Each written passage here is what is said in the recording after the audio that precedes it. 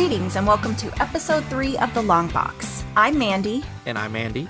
Coming to you from Mushyhead Comics with all the comic, entertainment, and geek-filled news for the week of November 26th, 2017. On today's episode, Justice League. Yeah, we're still talking about it, and you should be too. Yeah, I got a bone to pick with them critics. We didn't really understand the whole Rotten Tomatoes thing. We're like anti-Rotten Tomatoes now, but we were before anyway. And just to make sure, we saw it twice, just in case. And we took a 13-year-old boy with us to see what he thought about it. So it was far from terrible. We thought it was really good. It was good to very good.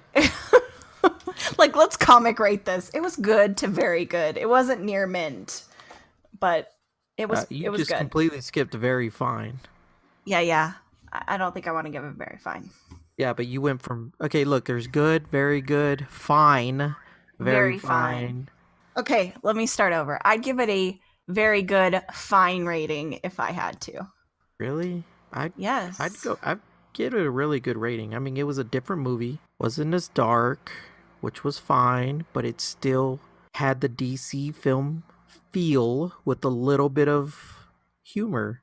It was dark. They tried to interject humor. Batman tried to murder himself. He tried to commit suicide at one point. Isn't that what I just said, though? I said it was still a DC film with a little bit of humor. You just reworded it and said no. Yes. Also, we're getting another R-rated movie for the X-Men universe. James Franco will be playing the Multiple Man, and we will talk about the direction that he is taking the X-Men universe. Yeah. But first, let's get the rundown on all the graphic goodness in stores November 29th. Andy, what can we look forward to this week? Okay, we have Batman Annual number 2. With Batman and Catwoman now engaged, we get a little insight into how this romance got started with the telling of Batman and Catwoman's first date. Then we have Batman Creature of the Night number 1. Writers Kurt Busiek and John Paul Leon put on a new spin on the origins of Batman. From Image, we will be getting a new superhero in Spawn 280. This is a spec pick that will have 2 covers, a regular cover and a black and white cover by Jason Sean Alexander and Denora Walcott. Marvel's Old Man Logan number 31, another spec book, introduces us to the Scarlet Samurai. This issue will ship with 4 covers, my favorite being by Mukesh Singh, the other covers being a Cameron Stewart lenticular homage, a Mike McCone 1 for 10 headshot incentive variant, and a 1 for 25 Harvey Talbot incentive variant. My next 2 picks are purely for the covers. First cover is by Yelena Kevik-Jurjevic for Eternity number 2. Second is by Derek Kirk Kim for Jim Henson's Labyrinth 2017 special. For those looking to get comics for the kids, check out Star Wars Adventures number 4 from IDW. Number 1's for the week, Death of Cerebus in Hell from Aardvark Vanaheim. Mystic U, a 3-part miniseries centered on Zatanna from DC Comics. New talent showcase book by graduates of the DC Talent Development Workshops. See them show their stuff with some of DC's greatest superheroes. DC is also releasing several volume first annuals for Green Arrow, Injustice 2, Justice League of America, and Super Sons. Dynamite Entertainment brings us John Wick, a 5-part miniseries. From IDW, Powerpuff Girls, The Bureau of Bad, a 3-part miniseries for the kids. IDW gives us a new ongoing book to parallel the new series Star Trek Discovery. Sword of Ages, ongoing series with 4 covers also from IDW. Joe Books gives us a one-shot retelling the story of Disney's Pixar's Coco. Catalyst Prime Kino, ongoing series with 4 covers from Lionforge. Marvel brings back Darkhawk in what would normally be a number 1, but with legacy numbering will return at number 51. Chasing Hitler, an alternate history telling of 2 servicemen tasked with verifying Hitler's death. It's a 4-part miniseries from Red 5 Comics. Markiplier number 1, 4-part miniseries from Red Giant Entertainment. Quarry's War, an ongoing series from Titan Publishing. Street Fighter Reloaded, a 6-part miniseries from Udon Entertainment. And Reactor, a 4-part miniseries from Vault Comics. That's all I got. Well, that sounds fascinating. I did see the John Wick on the list. Thought that was interesting since we had just recently rented the John Wick 2. We were a little behind on that bandwagon. I didn't really look to see, though, if it's a new story or if they're just covering the movie. I think I read the preview, and it basically takes you back to when he first gets out of prison before he meets his wife. Oh, so it's kind of a prequel kind of thing. Kinda. That's kind of what I got from it. My list obviously is much shorter because I'm only really interested in like 3 books. So I did have Batman Creatures of the Night #1 on my list. It is a limited series.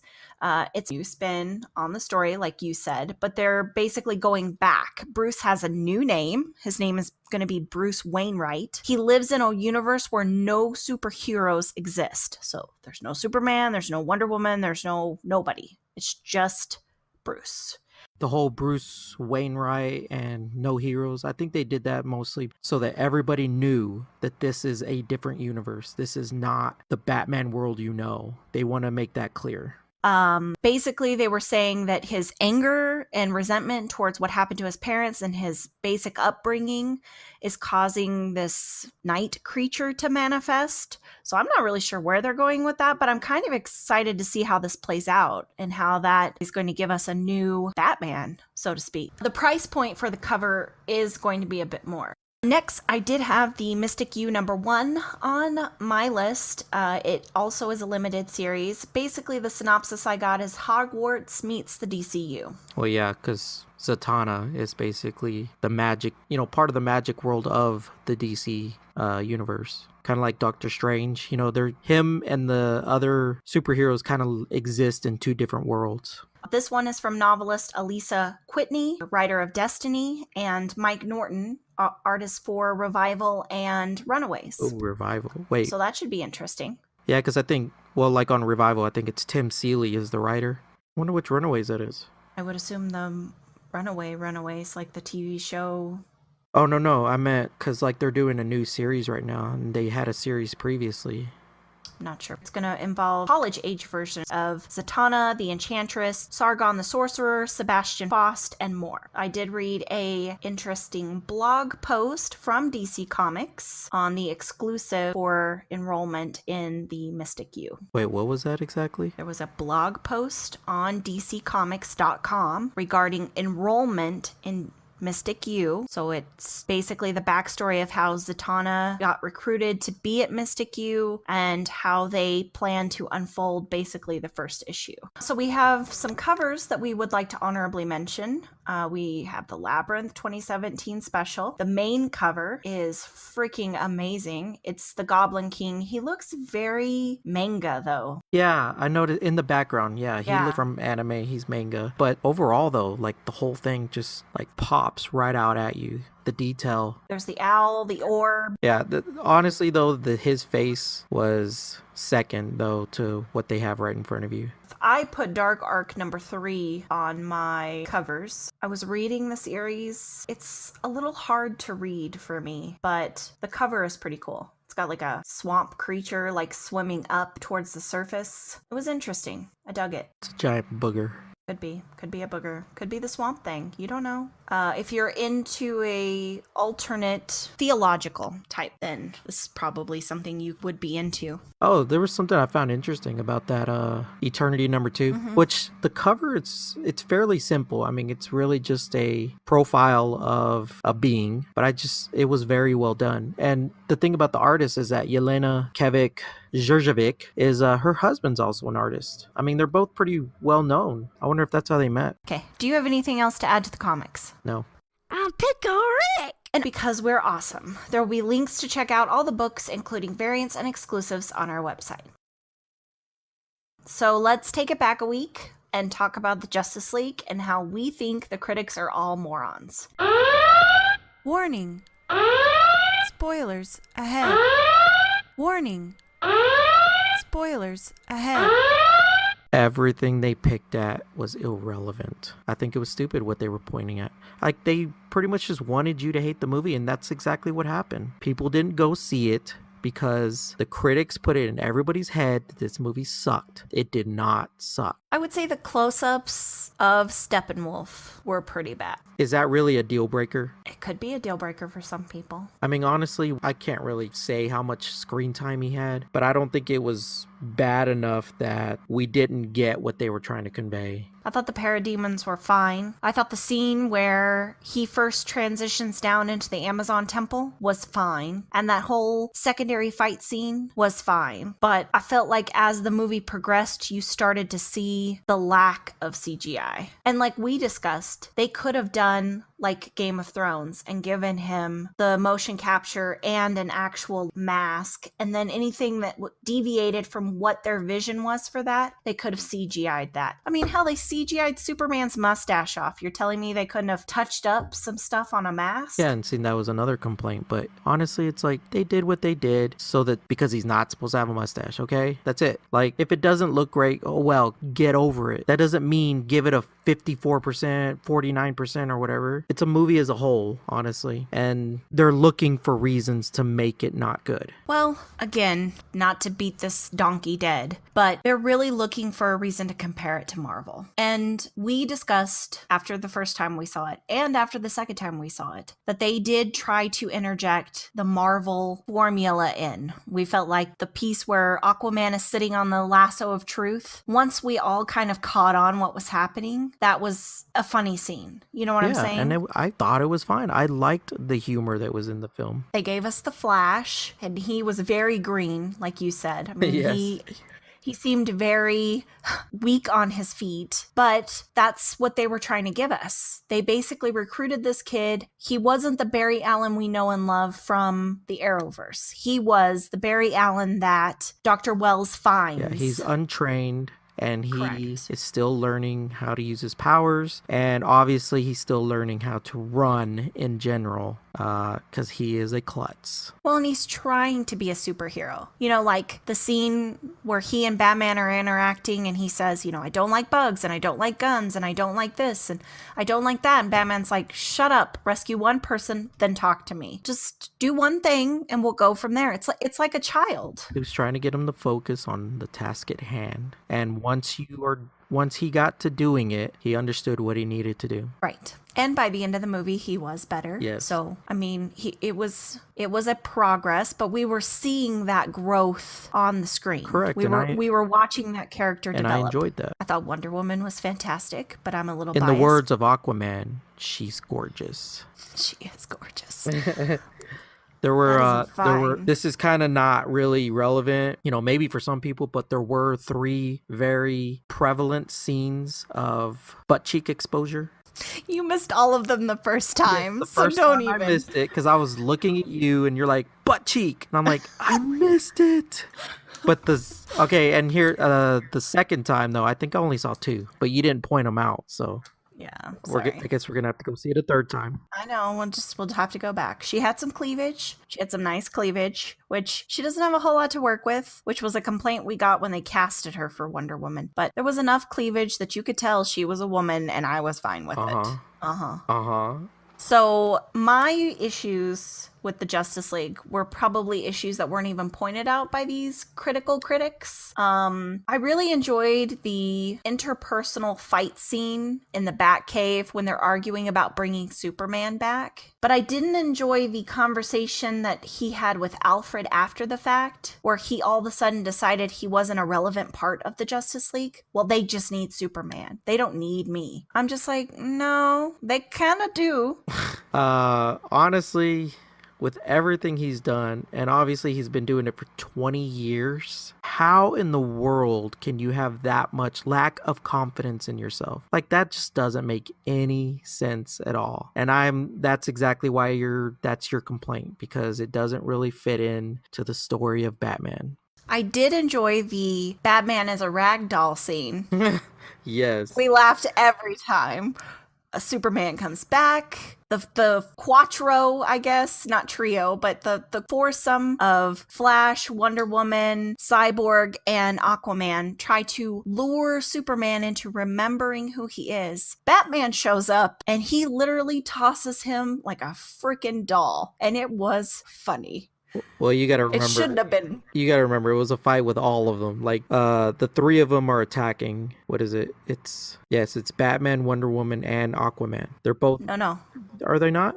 It was Aquaman, Wonder Woman, and Cyborg. Oh, okay, yes. Okay, Aquaman, Wonder Woman, and Cyborg are, hands-on Superman trying to calm him down. Flash is trying to flank from the side, and that right there was the best scene. Because the Flash is in his own little zone. He doesn't expect anybody else to be there. And out of the corner of the eye, Superman just eyes him down. And He moves out of his peripheral and just follows him. And Barry, Barry's facial reaction. yeah, Barry turns into a little bitch at that point. He's like, OMG.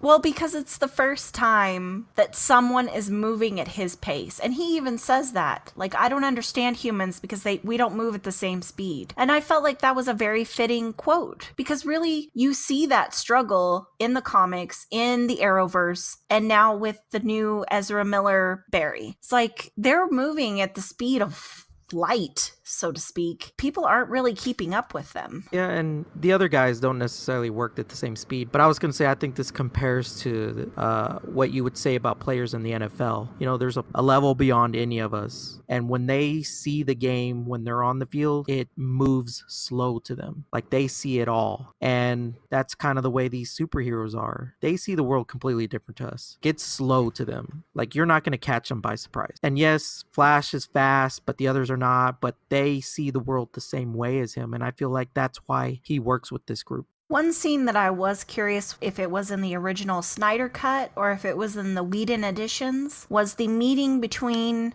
So after they bring Superman back to life, he flies off with Lois Lane. Batman's trying to rally the troops, so to speak, to find Steppenwolf because he now has all 3 boxes. Batman and Wonder Woman are in like an offshoot room where Batman is trying to take off his pajamas. And Wonder Woman basically says to him, you can't do this forever. You're not going to be able to be Batman forever because he is just a human. He is just a rich party boy. He's not going to be able to fight this fight forever because he's gonna get hurt very badly. And he kind of says, oh, I'm aware, or oh, I know, or whatever.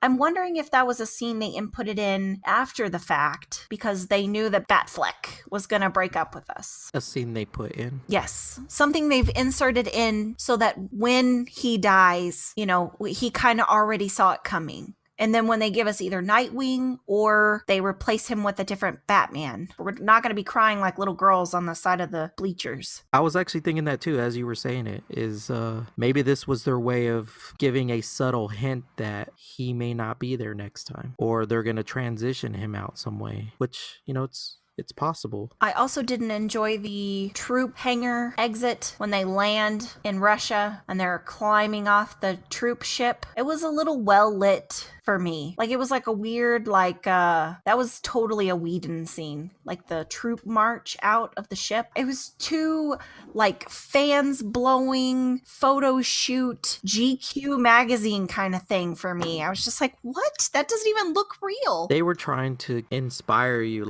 yeah, they're gonna go kick some ass. That's what they were trying to do. And I totally got that. I personally did not think it was too much. Okay. I also would like you to bring up your comment about how Alfred could remotely maneuver the Bat Spider mobile, but he couldn't remotely maneuver the car to lead the parademons away. Yeah, it's like you said. Batman wanted to go kill himself.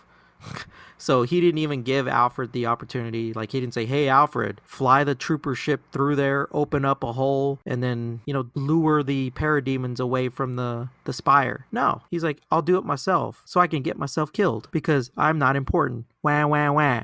Well, and I think, too, he wanted to be a memorable addition to the team. Like, he wanted to be remembered. So if he took out the tower and then he died heroically, they would give him a statue or they would give him a memorial like they gave Superman. And I don't think he would have gotten the same reception. But it's like, don't kill yourself. Just do what you gotta do and move on. Yeah, but Wonder Woman was like, bitch, you don't tell me what to do. I'm gonna go save your ass. Pretty much. Well, honestly, he gave her that pep talk when he brought up her dead boyfriend. And she was like, oh, I'll show you how I lead. boy. See, that's the point, though. Had she had the opportunity to save Steve Trevor, she would have. I So know. she's going to do the same thing for you, Bruce. She's not just going to let you go. If she knows what you're doing, she's going to save you. One thing I did not pick up on, which was something that I read on several of our comic news websites, was the sexual tension between Batman and Wonder Woman. There were a few moments where they had kind of a flirty communication, like the meeting in the room where she popped his shoulder back into place and she was kind of like, you're not going to be able to do this forever. And you're right, I don't lead. I'm scared because people die. And they had the drink. That was kind of a nice, flirty, cute moment. And then when Superman shows up and she's all happy and he was like, oh yeah, sure, she's happy now. Mhm. You know, there were kind of like the little subtle, like, even if you're friends, we're a terrible example, but I'm going to use us as an example. Like, before we ever dated or got in a serious relationship with each other, we had those little sarcastic moments. Like, I feel like you can have that and not want to jump each other's bones. I agree, but I think that's what the comments and maybe even the inadequacies that Bruce hinted at were kind of coming from. Is that the fact that he's, yearning on the side for Wonder Woman and she's just kind of like, you're such a good friend. Well, he gets friend zoned. But like Alfred made a very similar comment. Like, you've had her number. Why haven't you called her? You know what I'm saying? Like, I don't know. I felt like they set it up that way. And I'm not very familiar, so please correct me if I'm wrong. But they do have sort of a weird romance thing in the comics, don't they? Batman and Wonder Woman? I couldn't say. I think you are correct. Like in the older But ones. I also know that she also had one. I know With that she had one Superman. with Superman. But at the same time, I think it was even said they never did anything. It's kind of like what we're talking about here. It's kind of a flirtatious relationship, but nothing ever happens. Okay, well, that's interesting. Do we want to talk current total? Oh, wait, one more thing. Deathstroke. We got Deathstroke in the second post-credit scene. Deathstroke, right? Yes, it is Deathstroke from... Okay. You can say his name. I can't. Joe Manganiello. Oh my God, True Blood. Okay. Move on. I'm having a moment. Aquaman. Anyway, oh my God, Aquaman too. Lord Jesus, there was a lot of man candy in that movie. So, anyway, well, yeah, he's nice to look at. I don't think I would have a conversation with him though. Did I even say his name right? Cavill, No, what's yeah. his first name? Henry. It is Henry? For It's some Henry. reason, Henry I'm not Cavill. sold on that. I'm pretty sure it's Okay. Henry. Anyway, so we saw him post-credit with Lex Luthor. Obviously, they're starting a league of their own, quote unquote. It's not going to be the female baseball team, though. It's going to be Injustice. Well, that's something to question, though, because I've heard some people say Legion of Doom, which, looking up Legion of Doom, I'm like, where's Deathstroke? I mean, it sounds right. I mean, it is Lex Luthor, but then there's also like 3 versions of Injustice that you can go after. I mean, this is a good thing to spec on, assuming that we move on with the continuity of this movie. But the first version I would say no to, simply for how the League was created. Then there's also the Injustice League Unlimited, which this one fits fairly well. I found another meme. You know me and my memes. The expectation of Deathstroke, what the comic book gave us, and then the reality of Deathstroke with Manganiello's portrayal. I was actually pleasantly surprised how well the two matched up with the white hair. Because remember I said to you when we were watching the movie, like, I don't understand the gray hair. Like, that doesn't make any sense to me. But apparently in the comics, he has white hair, white beard, and he has the navy and orange suit, which we're familiar with. But I thought, dang, like he pulled that off really well. And I think the reason that I was kind of questioning whether or not it was going to be well received was because we had seen that character in our Arrowverse. We had seen Deathstroke before. So Wade Wilson, right? Slade Wilson. Wade Wilson is Deadpool. Slade. Remember, My they're bad, just my bad. rip-offs. Well, Deadpool's a rip-off of Deathstroke. Okay. Because there's 3 different versions of Injustice League. The first one being formed by Agamemnon, which I don't think they're going that route, which is the very first one. Well, I'm going to nix that one. Then there was Injustice League International, which was done more on a humoristic tone. So I think that's not the one they're going with either, but that one was started by Lex Luthor. But then we have the Injustice League Unlimited. So if they're going to use any of these for the basis of what they're going with in the DCEU, it's going to be the Injustice League Unlimited, which is started by Lex Luthor, the Joker, Deathstroke, members that we're more aware of. It's a newer rendition. And the first appearance is in the Justice League of America wedding special. The Wedding of Black Canary and Green Arrow. So Laurel Lane and Oliver Queen. Who? Laurel? Isn't her name Laurel Lang? No. Laurel. Lance. Lance. Damn it. There's too many L names. I can't keep... And remember, Laurel is just her middle name. It's actually Dinah Laurel Lance. I like Laurel better. She needs to eat well, a cheeseburger. That's the Arrowverse for you. We do know that there is speculation that the Joker and Harley Quinn will make an appearance in the Batman solo movie. So maybe that's where they're leading us with this whole Lex Luthor Deathstroke situation. Yeah, I mean, it could lead into a compilation of sort where, villains from these other movies join up with the Injustice League. And with, we now have seen Lex Luthor. Now we've seen Deathstroke. We know Harley exists. We know the Joker exists. So they could come into view with them. But that's assuming that we get more movies in the universe, that they don't start doing standalone movies. And I would say, I think they said they have to make 600 million for them to come out even. Which we kind of already knew that. I mean, we knew it took them 300 million to make. We knew that they had to pay their royalties and licensings and all that other BS. So I don't know. I mean, they may not hit their mark, but the current totals for the second week that it was in the box office, the holidays, we believe, would have helped these totals because there's a lot of people out of work, have an opportunity to see it. Hell, we saw it a second time over this period. Batman vs. Superman made a total of 875 million worldwide. That was for the complete duration of its time in theaters, correct? Yes. Okay. So then we have the Suicide Squad, which made a total of 745 million globally without the inclusion of China. I don't know why they didn't show it in China, but whatever. Or why they didn't count China. No, I think they didn't show it in China. Okay. And thus far, the Justice League has made $481 million in its first 2 weeks. So it's on track to be where the rest of the DCEU is. And to be honest with you, it is a much better movie than Suicide Squad. I will say this though, they are saying that it's not on track to meet up with these other movies. Why? That's what they're worried about. No, I'm just saying that's what they're worried about because there's going to be a continuous fall off. They said that the second week totals though, that the drop off was less than these other two movies, but only because they feel like they did benefit from it, the second week being Thanksgiving weekend. Well, because really our only other option was Coco. And if you don't have young children or you're not automatically a Pixar fan, which guilty, you're probably not going to go see Coco. You know what I'm saying? Like if I had brothers and sisters or people my age that didn't have children, we're probably not going to take them to see Coco. You know what I'm saying? Yes, but I still think this was an adverse effect from the initial critic ratings that just completely off-put people. They're like, I don't care. Like, I don't want to hear your argument why it's good. I just don't care anymore. I'm going to go watch a movie. Not going to go watch it. That's it.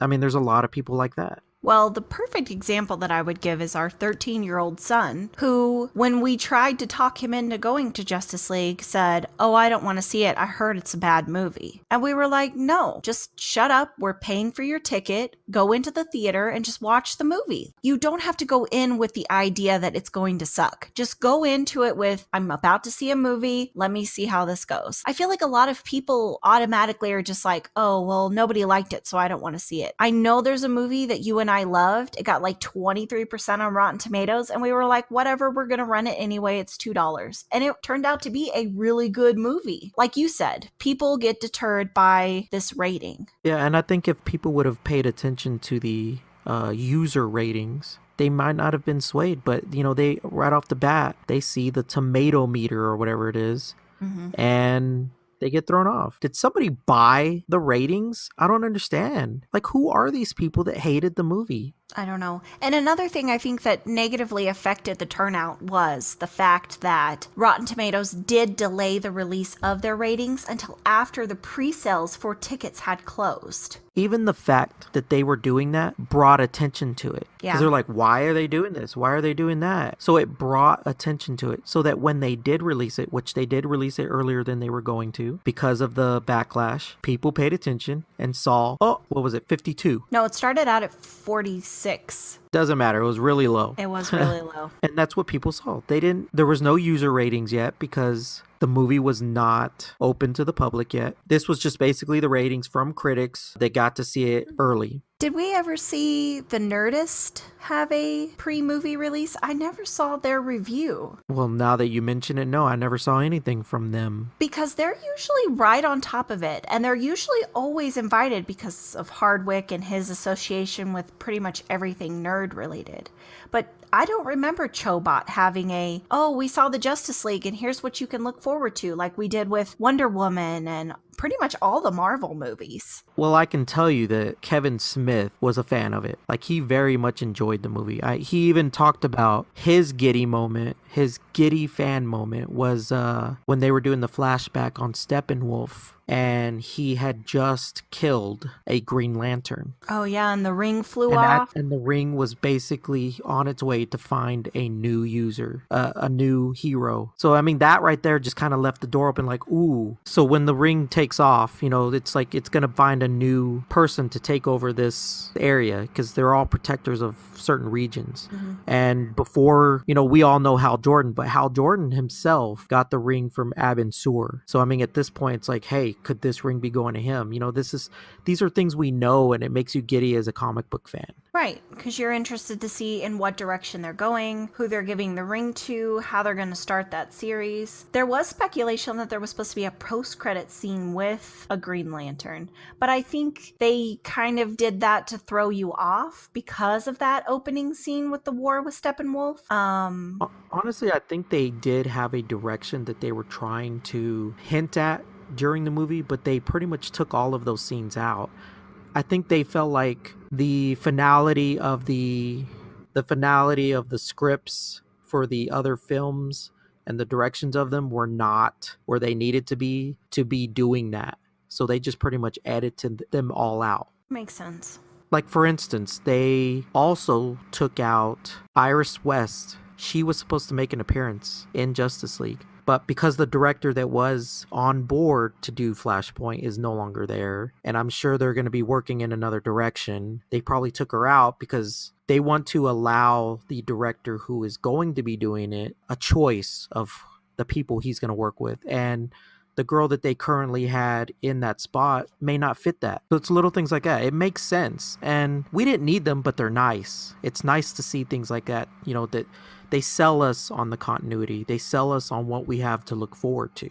Well, we know we're getting Wonder Woman 2, which is all that really matters. And we're pretty sure we're still getting Aquaman, which thank God, because although I'm not really excited about Amber Heard as Mira, Momoa more than exceeded my expectation for Aquaman. So I'm down. I honestly don't know if he fits the character, but the character that he portrayed in Justice League, I like it. Yeah, I don't have any problem with it. Why does he have to be blonde hair, blue-eyed? Like, Atlanta... That's not what I mean. No, I know, but I mean personality. I think he did fine. I think he gave us an adequate, angsty, I've turned my back on my own people because of, you know, what my mother did to me person. I mean, I totally got that vibe from him. I loved the dialogue once him and Batman were talking. Like, I loved that he was just like, you know what? You're a guy. I don't know who the hell you are. I just want to be left alone. Yeah. Like, it sounded legit. You dress up like this a bat. Yeah, like the whole dialogue, it just sounded like a real conversation if this was the situation. Yeah. No, it was a very real, I felt like his portrayal was very real. It was a genuine reaction to what he's coming at him with. Like, you know, he didn't want him to know who he was. He figured it out. He got angry, you know, basically tried to punch his way out of the situation and then was like, okay, I'll hear you out. And then he was like, no, I'm not going to come fight your war. You're an idiot. And then when it affected him directly and he realized the gravity of what was happening, he was like, okay, I'm in. Sign me up. Where do I fight? Yeah. I think it helped too, though, that there was an Amazon there. Because, like he said, we fought against each other for so long that if you're in on this, I should probably be in on this too. No, he said she's gorgeous. She literally was sculpted from clay. Like, that woman is not human. No, remember, that's a lie. I meant gal, not. Are you ready to move on? Yes. Okay. But is Justice League? Probably not. At their current total, no. I guess let's transition forward. We are actually going to talk about another R-rated movie in the Marvel Universe.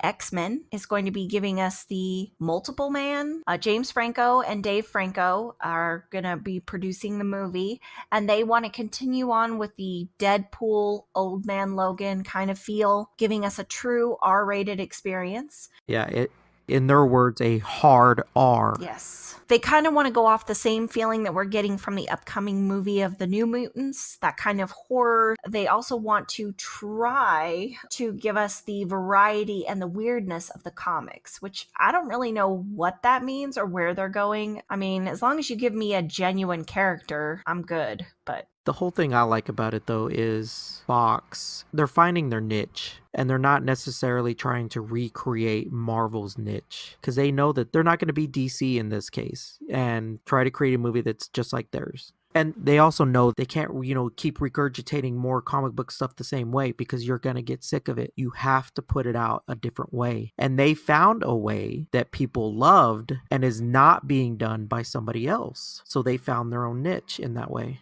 Well, we've had this discussion, and I feel like this goes back to the same discussion we had. Marvel seems to be more homely, more bubbly.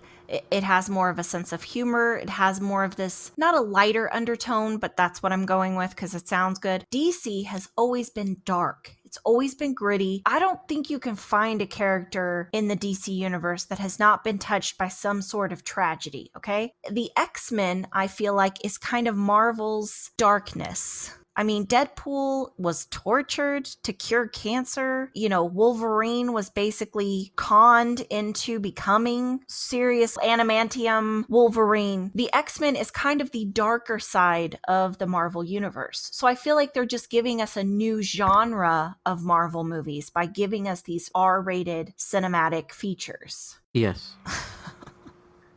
See, but here's the thing, though. DC could have easily done this before Fox, because it's like you said, DC's darker, with the Batman movies and the Superman movies or whatever. They could have gone the R-rated route, but I think Wonder Woman, no matter how you would have done it, would have been a PG-13.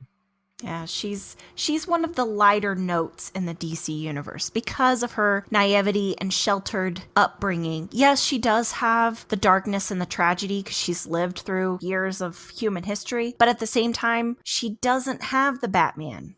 She doesn't have that Barry Allen, I watched my mother die. You know what I'm saying? It's not the same. Yeah, she has a completely more innocent backstory. Correct. And I feel like the X-Men movies have been a bit lackadaisical in the latter years. The storytelling, I think, was done well, but I just don't think they gave us the full X-Men experience like we had in the early 2000s, late 90s sort of feel. I don't think they really built the characters the same way that we've seen with other properties, because they aim more at the team as opposed to the individual. Right. But at the same time, they're starting to concentrate on individuals. I mean, they've built up these last couple of X-Men movies, and now they're going to be getting into the Dark Phoenix. They're starting to concentrate on an individual.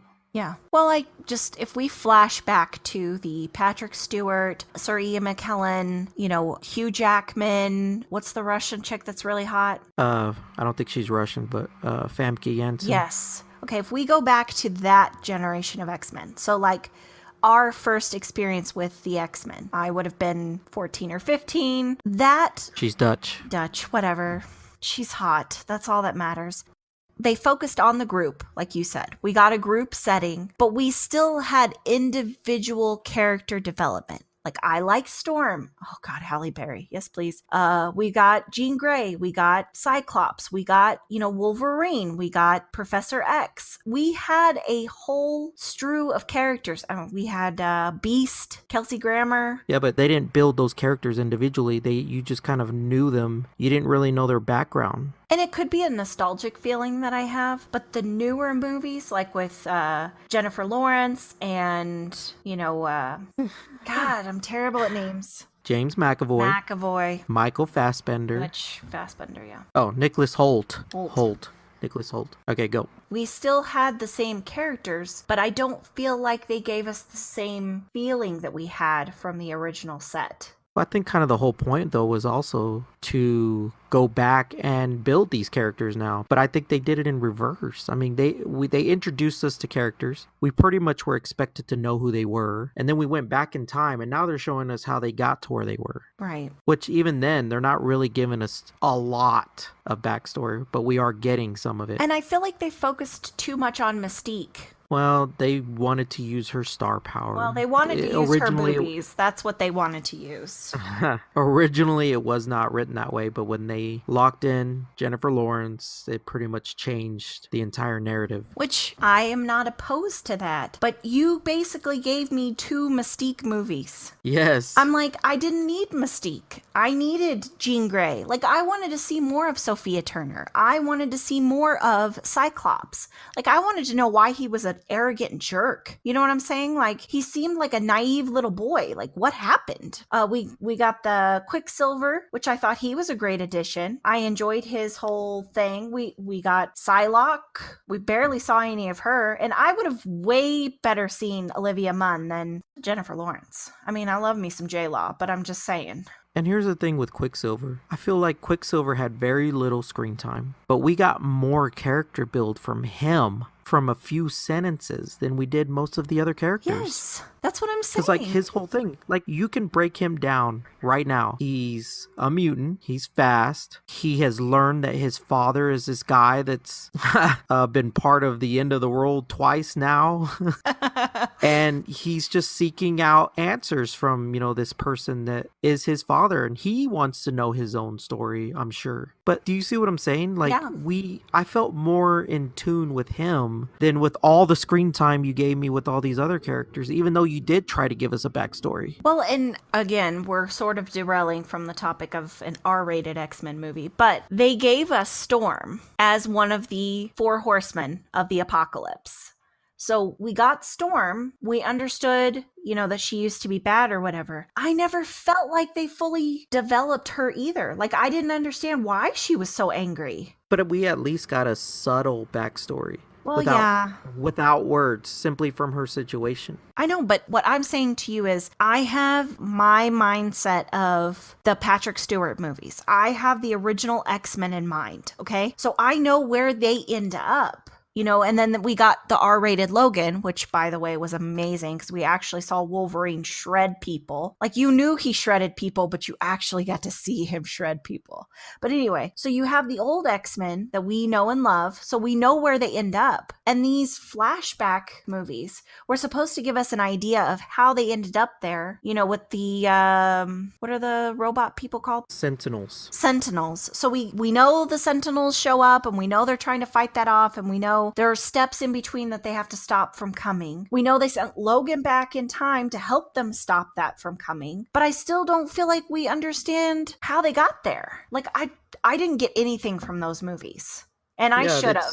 They tried to just give us very popular storylines that people were aware of, to kind of hit on that nostalgia. Like, oh my God, they're doing Days of Future Past. Like, I love that storyline. Now we're doing the Dark Phoenix. Oh, I love that storyline. Like, even watching the cartoon, they hit on some of these storylines. So we have it embedded in our heads, and now they're going to bring it to life in a movie for us. But at the same time, it's really just bringing the storyline to life and not the characters. Mm-hmm. Like, if you're not going to give me the full story, I don't want to see it. But at the same time, they already started. I'm sure they felt like they couldn't backtrack anymore. Because I feel like that's what they tried to do already by doing the First Class. Because, they were already in the future, and then they're like, okay, yeah, we kind of screwed that up. Let's see what we can do by going to the beginning, hit on some storylines. But at that point, it's just like, even the way they did that, they still didn't do it. But they're giving us good movies. They're just not great. So going back to Multiple Man, so we have Jamie Madrox, which is Multiple Man. It's who James Franco is going to be playing. The character has appeared in multiple television, film, and video game adaptations, most notably in 2006, X-Men: The Last Stand, in which he was portrayed by Eric Dane. But he is a mutant with the ability to create instant duplicates of himself. Yeah, the first time I remember Multiple Man was basically where I started reading X-Men. I came in pretty much at the point... Okay, let me put it this way. I remember buying the first issue of the new volume in like 1992 of X-Men. But then there was a long gap of where I didn't have comics. And then I jumped on in the storyline Executioner Song, which is the first time I remember seeing Multiple Man because he was part of X Factor. He wasn't like a standout character or anything, but he did have a cool power. He could make multiple hymns to fight you. He could overwhelm you. Okay, but I still, is he a bad guy? Is he a good guy? He is a good guy. Okay, so who is his major nemesis, I guess, so to speak? I wouldn't say he has a major nemesis because he's always been part of a group. This isn't a character that's ever been singled out. He's always been part of a group. As far as I remember, let's just put it that way. I could be talking out my ass right now. But for some reason, I have no idea why, but they felt the need to make a movie about him. Maybe they are trying to tie it into the New Mutants. I suppose it could go either way. I mean, so he was a part of the X Factor, then it looks like he helped the actual X-Men when Mystique apparently went on some murderous rampage. He helped during Civil War when he became an agent of the S.H.I.E.L.D. I mean, it looks like he just kind of bounced around. Yes. So that's interesting. I don't really know that doesn't really give me a direction as far as where Franco is going to want to take this character. Correct. It's kind of one of those things where it's like any other property, you're like, oh, well, they're probably going to do this. Oh, well, they're probably going to do this. With this, it's kind of like, huh? What do you plan on doing with that? Well, if you want to jump on the bandwagon of speculation, his first actual appearance was in the giant-sized Fantastic Four #4, which debuted in February of 1975. Yeah, I'm sure that's a hard book to get. I'm just saying. Oh, I know. Or you could try to, I guess, pick up X Factor Volume 1, but you'd have to figure out where he reappeared in that series. I'm assuming he was probably from the beginning. Maybe. Yeah, X Factor first launched in 1986. Oh, yeah, that's right. He was not from the first. He was not at the beginning because X Factor was originally X-Men characters. He did not come in till the 1991 group. I get that, but I'm just saying if people are looking to pick it up because it's going to be a movie for the speculation, they can still pick that up for a pretty good price. Anyway, I mean, since I don't really know anything about Multiple Man, I don't really know anything about the direction that they're going to go with this. Like, we really didn't get a whole lot of... I mean, we got the initial murmurings of what's happening and that he's received the rights to produce this movie and that he's going to star in it and it's going to be this character. We know absolutely nothing. Yeah, but they would not have given him, or they would not have let it get this far if he didn't have something that they were like, oh yeah, that sounds like it'd be good. So he has something, and it was enough for them to give the rights to something obscure to actually make a movie. Yeah, okay. So Franco did bring with him Simon Kinberg, a longtime X-Men movie producer and director for the upcoming X-Men: The Dark Phoenix movie. Kinberg has worked with Franco on the film The Hardy Man, and he is reportedly producing the Multiple Man movie. So probably because of Franco's star power and the fact that he could really get any director that he wanted, that they did that. But it's good to see that Kinberg is going to be a part of this because I feel like he kind of understands what we are looking for, I guess, in an R-rated X-Men movie. He brought the experience. Basically, they were like, on your own, we won't let you do this, but you have him to help direct you, not literally like director, but direct you. He was probably one of the selling points. I'm sure he was. I'm really interested, I guess, to see where they're going with Gambit. I'm sad I have to wait until 2019, but I don't know. I just need something from the X-Men. I feel like we've lost them. Yeah, and I believe they said the last delay was simply because now they're evaluating the R-rated road. Which, I mean, he's kind of a tortured guy. We could take R-rated from Gambit. Yes, that can easily go that way. Good talk. Good talk. And you got to realize X Factor, X Force, Deadpool. I mean, it's all the X-Men universe. No, I know. Okay, I'm closing now. Oh, I get it. You're closing. Okay. Well, that's all, folks. Thanks so much for stopping by and letting us fill your head with this useless information. You can check us out on our website at mushyhead.com for a complete list of links as well as fun and interesting factoids. And don't forget to subscribe to our podcast. Until next week, live long and prosper. Yeah. Yeah. Space side.